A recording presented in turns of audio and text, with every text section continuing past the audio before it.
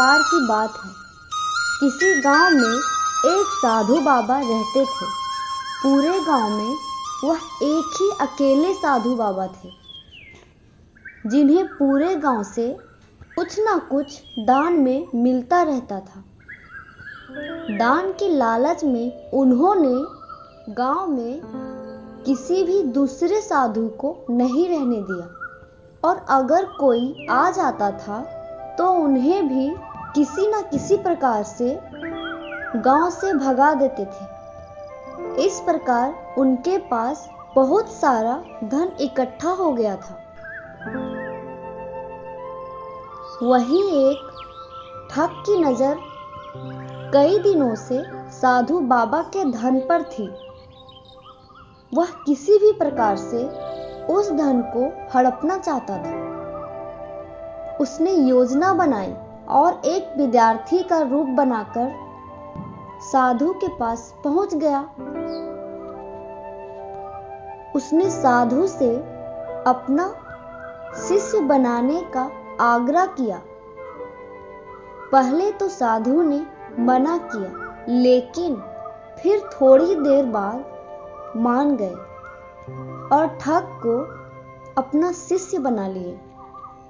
ठग साधु के साथ मंदिर में ही रहने लगा और साधु की सेवा करने के साथ साथ मंदिर की देखभाल भी करने लगा।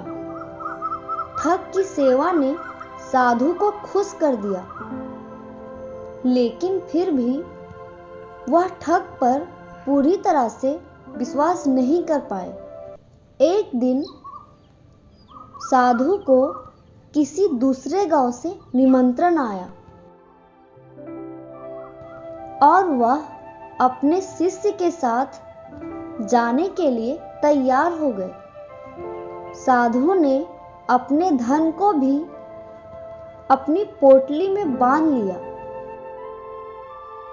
रास्ते में उन्हें एक नदी मिली।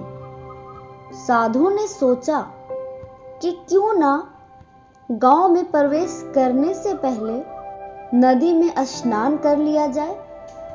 साधु ने अपने धन को एक कंबल में छुपाकर रख दिया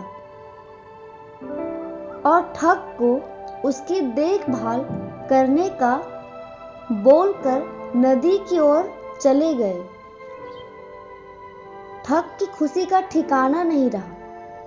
उसे जिस मौके का तलाश था वो मिल गया। जैसे ही साधु ने नदी में डुबकी लगाई, ठग सारा सामान लेकर भाग खड़ा हुआ। जैसे ही साधु वापस आया,